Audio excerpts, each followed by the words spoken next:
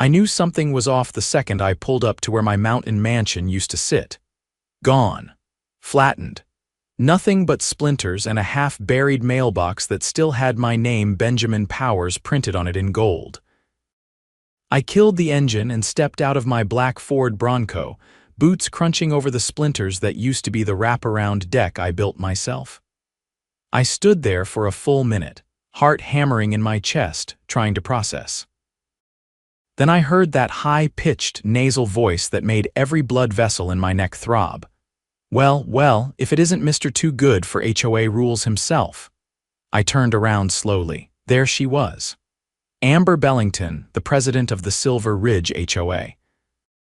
50-something, overly highlighted hair, that smug, tight smile she always wore like a weapon. She was holding a clipboard like it was a sword. "You did this?" I asked, my voice low. "We issued multiple warnings, Benjamin," she said, flipping through her papers. "You failed to pay over $7,000 in fines, code violations, unauthorized deck extension, non-compliant fence height, and of course, the infamous sunflower flag." I blinked. "You demolished a house over a flag." Amber raised her eyebrows like I just asked if water was wet. "It was political imagery, against HOA decorum." "That flag had a sunflower on it, that's the state flower," she shrugged. "It's not our fault you refused to cooperate, we followed proper escalation procedures." My fists clenched.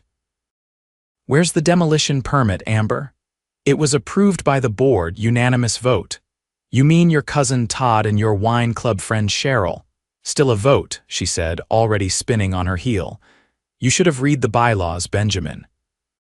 You're not above the rules just because you think you're special." She strutted back toward her white Lexus. I stared at the wreckage of my home, the wind kicking up dust from where my porch used to be. Too bad Amber didn't know what I did for a living. See, I'd kept a low profile since I moved up here. Grew out my beard, wore flannel, didn't talk much. Folks just thought I was some quiet guy who liked hiking and grilling steaks. None of them knew the truth.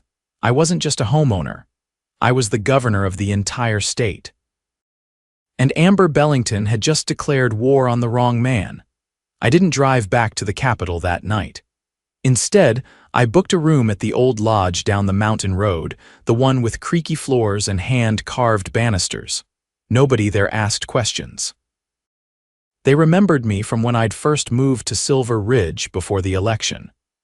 Back then, I was just a guy looking for peace and fresh air. Now I was something else entirely, a man with power and a reason to use it.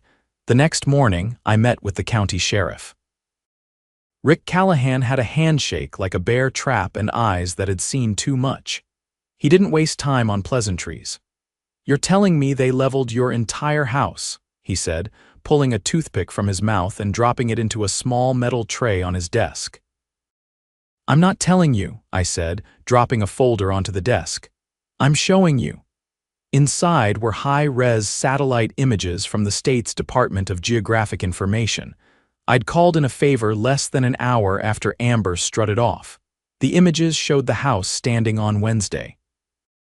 Flattened by Friday morning. No storms, no accidents, just a paid demolition crew with a backhoe and no legal permit on file with the county. Rick flipped through the pages, frowning deeper with every turn.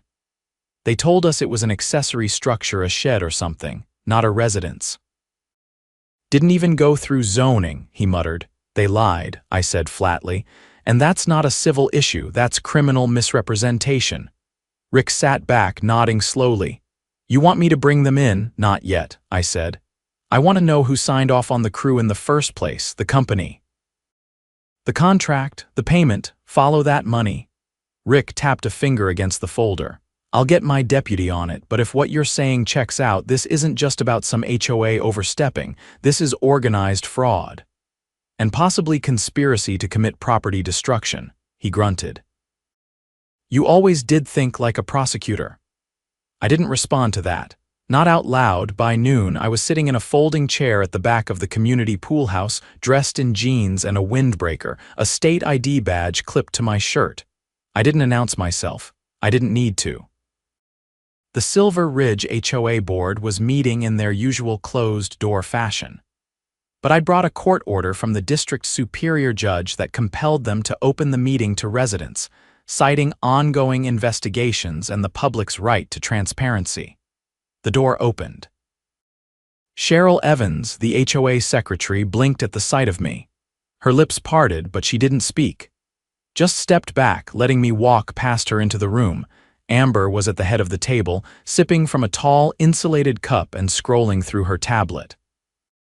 Her heels clicked as she stood, her entire expression flickering for a half-second before she forced it into something polite and tight. "I wasn't aware we had guests," she said. "You're aware now," I replied, walking to the center of the room. "This meeting is now public." "By court order." Her jaw twitched, but she didn't argue, not in front of the dozen residents who had followed me in, whispering among themselves. "I'd like to address the board regarding a matter of urgent legal concern," I said. "No need," Amber said, folding her arms. "We're already aware of your grievances." "Good," I said. "Then you're also aware that the structure you demolished last Thursday was not an accessory building, but a state-registered primary residence with full occupancy permits, verified by the county assessor's office." She glanced at Todd, the treasurer, who looked like he'd rather be anywhere else. "You claimed unpaid fines as justification," I continued. "Fines which, according to your own ledgers, were never formally invoiced, never sent certified, and never itemized with applicable bylaw references." Amber shifted. "We have internal processes, not anymore," I interrupted. "As of this morning, the state has frozen all HOA financial operations pending investigation." Gasps rippled through the room. Even Cheryl looked stunned. "You can't do that," Amber snapped. "We're a private entity." "You have no jurisdiction." I pulled a single sheet of paper from the folder I'd brought and handed it to her. "Emergency executive order," I said. "Signed under state authority." "You'll note the language. In cases of fraud, misrepresentation, or destruction of private property under false pretenses, all community governance bodies are subject to legal audit." She stared at the paper like it might catch fire in her hands. "And just so we're clear," I added, "I'm recusing myself from any oversight role. The State Attorney General's office is assigning a special investigator, independent, neutral." "You're trying to ruin us," Todd muttered. "No," I said. "You did that when you hired a demolition crew using embezzled community funds." The room fell silent. Cheryl dropped her pen. "Wait, what?" I turned toward her. The check that paid for the crew came from the Community Improvement Fund. "It was listed as landscape leveling. You signed off on it, Cheryl, you and Todd." Amber's eyes darted wildly between them. "I didn't know what it was for," Cheryl protested, voice shaking. "You initialed the disbursement," I said. "Either you were grossly negligent or complicit." Todd stood up. "I'm not going down for this." Amber filled out the disbursement forms. "She told us it was for park maintenance." "You're lying," Amber hissed. "No, you're lying," Todd shouted back. "You've been siphoning funds for months, Amber." "I saw the receipts for those patio heaters at your house paid for with HOA money." "Enough," I said, raising a hand. Rick Callahan stepped into the room, flanked by 2 deputies. "We've seen enough," he said. "Amber Bellington, Todd Vance, you're both under arrest for misuse of community funds, criminal misrepresentation, and destruction of private property." The residents erupted in stunned whispers. Amber tried to backpedal, but the deputies already had her wrists secured behind her. "You can't, this isn't," she stammered. Rick read her rights with the calm detachment of someone who'd done it 100 times. Cheryl slumped in her seat, eyes wide and distant. I walked out before the cuffs clicked shut. I didn't need to see that part. Outside, the sun was climbing high over the ridge. A few neighbors stood near the pool gate, watching everything unfold. One man nodded at me, eyes filled with something I hadn't seen in a while around here: respect. I walked past him without saying a word. There was still a lot to do. But for the first time in weeks, I felt like the mountain might actually be mine again. 3 days after the arrests, I stood in what used to be my kitchen, surrounded by scorched pine needles and fragments of ceramic tile. A forensic survey team was documenting everything, now measuring, cataloging, photographing. One of them crouched near the half-buried remains of a support beam, calling out measurements to another. The bright orange flags marking evidence fluttered in the morning breeze like tiny warnings. The fire inspector, a slate-gray man named Darnell, stepped around a pile of charred lumber. He'd been called in after the sheriff's office found something odd in the wreckage, chemical traces that didn't belong in a standard demolition. "You were lucky to catch this when you did," he said, tugging off his gloves. "Someone tampered with the structure before they leveled it. Accelerants in the floorboards. Looks like they wanted to make sure it couldn't be rebuilt." "Gasoline?" I asked. "Something more exotic, industrial solvent?" "Not something you buy at a hardware store." He gave me a long, meaningful look. "This wasn't about code violations. This was planned. Someone wanted this place erased." I stared at the crushed remains of the fireplace I'd built with reclaimed stone from an old mining town. There was no code infraction that explained soaking a house in flammable chemicals before knocking it down. "Send everything to the AG's office," I said. "Chain of custody, full report." Darnell nodded and motioned to his team. I turned away and walked back toward my truck, where a woman in tailored navy slacks and tortoise-shell glasses was waiting with a tablet in hand. "Governor Powers," she greeted me crisply. "I'm Special Investigator Lena Brooks, assigned by the Attorney General's office." "Let me guess," I said. "This is bigger than Cheryl's patio heaters." She tapped her screen, pulling up a map of Silver Ridge and the surrounding parcels. "We've uncovered financial transfers routed through shell companies tied to the HOA's improvement fund. Over the last 16 months, over $250,000 have been funneled into off-book accounts." I raised an eyebrow. "Personal enrichment?" "Partly," she said. "But most of it was used to purchase surrounding properties at auction parcels that had gone into foreclosure after residents were hit with inflated fines." "They were driving people out," I said slowly, "so they could buy the land, correct? And once they controlled enough of the surrounding lots, they planned to consolidate and sell to a development firm. We've already subpoenaed the firm's records. They had a standing agreement to purchase the entire ridge once the HOA secured 75% of the acreage." "Let me guess who brokered that deal," I said. "Amber Bellington." "She was the point of contact," Lena confirmed. "But she didn't act alone. We found emails implicating a consulting group in Denver that specializes in community revitalization projects.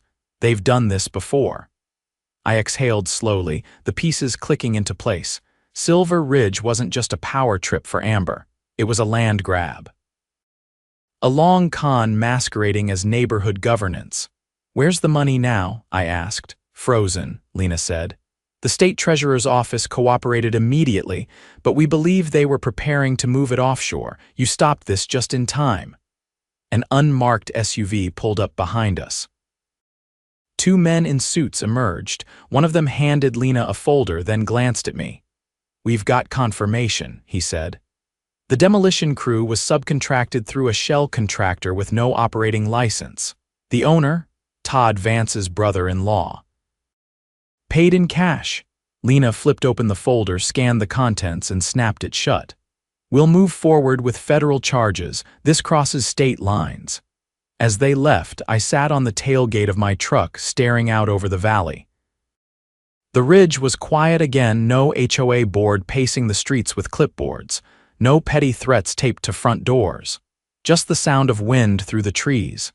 That afternoon, I called a town hall meeting. The community center hadn't seen a crowd like this in years. Every seat was filled. People stood in the aisles and lined the back wall. Some I recognized: retirees, teachers, young couples with kids. Others I didn't. But every face was tense, waiting. I stood at the front, no podium, no microphone. Just me and the people who'd been trampled by a system meant to serve them. "I didn't come here today as your governor," I began. "I came here as your neighbor, one of you, someone who believed this place could be a home. A few heads nodded. What was done to this community wasn't just unethical, it was criminal. You were lied to, manipulated. Your homes were leveraged against you, and when some of you couldn't pay the fines they invented, they took your land and sold it behind your backs. A murmur rippled through the room. I saw a man in the fourth row clench his jaw, his hand tightening around the armrest. But that ends now, I said. The Silver Ridge HOA has been formally dissolved. The board is under federal investigation. And starting today, a provisional council made up of volunteer residents will oversee community decisions until we can hold new, transparent elections. Someone in the back clapped, then another. It spread slowly, then surged into full applause. And there's more, I continued. Every fine issued in the last 2 years, every fabricated charge, every retaliatory penalty will be reviewed. If it was illegitimate, it will be voided and refunded. A woman near the front wiped her eyes and whispered something to the man beside her. I know trust doesn't come back overnight, I said, but it starts with truth. And with your help, we're going to rebuild this place, not just the homes, but the principles we thought we were living under. Afterward, people approached one by one offering thanks, asking how they could help. A retired firefighter with a background in construction volunteered to lead the rebuilding of my house. And others who had been forced out offered to testify in court. Later that week, I met with the state legislature's housing committee. We fast-tracked a bill that would place strict oversight protocols on all HOAs in the state, mandatory audits, public access to records, and criminal penalties for predatory enforcement actions. It passed unanimously. By the following month, Amber and Todd were formally indicted on 12 counts, including fraud, racketeering, and destruction of property with intent to defraud. Cheryl cooperated with prosecutors and received a suspended sentence in exchange for her testimony. The developer who'd planned to buy the Ridge backed out. Public pressure and media exposure had scorched their brand. Their stock dropped 8% in a week. As for Silver Ridge, it changed. People who never used to speak to each other now shared tools and built fences together. The new council, made of teachers, veterans, and small business owners, held open meetings, streamed online for transparency. The old fear was gone. I never rebuilt the house the way it was. Instead, I worked with that firefighter and a team of volunteers to design something simpler, smaller, with a deep porch and wide windows facing the valley. Whenever I sat there now, coffee in hand, I didn't think about the wreckage. I thought about what we'd built afterward, a community that finally belonged to its people again. And I made one quiet promise to myself. If any HOA ever tried something like this again in my state, they'd wish all they'd done was break a fence ordinance. A month after the town hall, I got a call from Lena Brooks as I was stacking firewood behind the frame of my new porch. She didn't waste time. We found something buried in the HOA's internal server backups, she said. Encrypted files. Took us a while, but we cracked them this morning. I dropped the bundle of kindling into the crate and wiped my hands on a rag. What kind of files? Audio, she said. Board meeting recordings, not the official ones. These were off the books, recorded on a private device belonging to Todd Vance. Something tells me we're not talking about mundane budget discussions. No, she said. We're talking about a conversation that took place 3 days before your house was leveled. I leaned against the railing. Play it. She patched in the file. The audio was grainy but clear enough. Amber's voice came through first, sharper than I remembered. We can't wait for another lien to process. The governor's too high profile. We need a clean break, remove the structure, and bury the paper trail. Then Todd, what if it backfires? Amber again. It won't. The crew's off record, the permits are ghosted. By the time he figures it out, the land's already transferred. Silence. Then Cheryl's voice, hesitant. And if the press finds out, Amber, we'll say it was a mistake, blame miscommunication. He's a politician, he'll want it buried. The file ended there. Lena's voice returned. That recording alone nails conspiracy. But there's more. We found a second file from the following day. This time it's Amber talking to someone new, male, older, not on any of the board rosters. "Did you get a name?" We ran the voice print. Match came back as Byron Kepler. Ever heard of him? I had. Byron Kepler didn't live in Silver Ridge. He lived in a penthouse suite in Denver and ran a private equity firm that specialized in distressed property acquisition. He was the kind of man who always wore 2 watches and never answered his own phone. Lena continued. He promised Amber a commission 5% of the development deal if she secured the ridge. Said she'd get a seat on the advisory board once construction began. She sold out the entire community for a side gig. And a property in Vail, Lena added. She signed a purchase agreement 2 days before the demolition. Cash offer. I looked out toward the tree line. "I want a federal prosecutor on this." "Already in motion," she said. "Kepler's firm is under investigation for racketeering. If we can link him to similar HOA land flips across the western states, we're looking at a criminal enterprise." "Get the IRS involved too," I said. "You know, a man like him didn't report that kind of side payout." After the call, I drove down to the county courthouse. The district attorney's office had already set up a task force to handle the Silver Ridge fallout, but I needed to press one more matter. I found Assistant DA Rachel Perales reviewing a wall of case files in the conference room. Her sleeves were rolled up, and there were color-coded tabs sticking out of every folder. "You think you can bring a RICO charge?" I asked. She turned toward me, eyes sharp behind wire-rimmed glasses. "If we can prove multiple people coordinated with intent to defraud residents and use the HOA structure to facilitate that fraud, then yes. We're almost there. Kepler's involvement gives us the interstate element we need." "What about residents who lost homes due to fraudulent fines?" I asked. "Can we recover any of their property?" She nodded. "Already filed injunctions to freeze all HOA-controlled properties and halt any pending transfers. Once we get convictions, we'll move to reverse the deeds." "Good," I said. "Let me know when we're ready to file." "I want to be there when the warrants are served." It didn't take long. 3 days later, Byron Kepler was arrested at a private airfield outside Aspen. Lena had coordinated with the U.S. Marshals. Kepler had been attempting to board a chartered jet to the Cayman Islands. They found 2 burner phones, a briefcase with currency from 5 different countries, and a flash drive containing a list of other HOA partners across 3 states. Meanwhile, back in Silver Ridge, the residents were rebuilding more than just homes. The new community council had established a legal defense fund for those still fighting to reclaim their properties.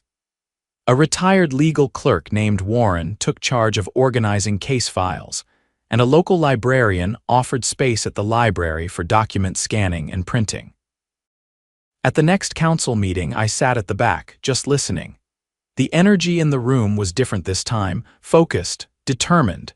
No one was afraid of speaking up anymore. An older man named Hank stood and addressed the room. "I lost my wife's garden. It was the last thing she planted before she passed, and they bulldozed it like it was nothing. But I'm not here to cry about it. I'm here to say I'm planting something new, and I bet I'm not the only one." Applause followed, not loud or flashy, but steady. Earnest. After the meeting, I walked out into the cool evening air and found Lena waiting near the flagpole. "You're not staying for the vote?" she asked. "They don't need me for that," I said. "They've got it handled." She nodded once. "Kepler's arraignment is scheduled for Monday, federal court.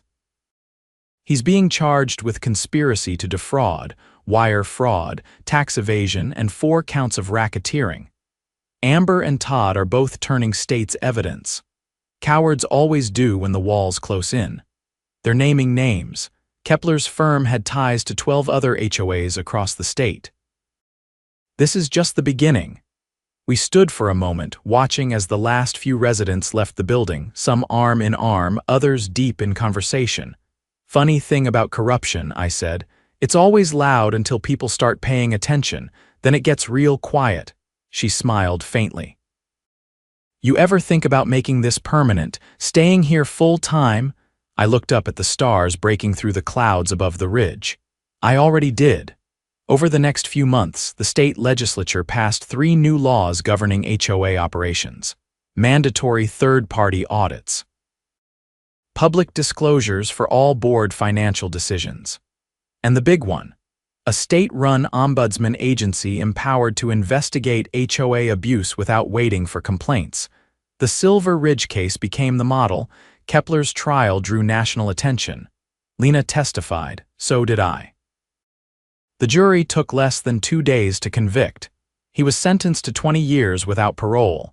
His firm was dissolved, assets liquidated.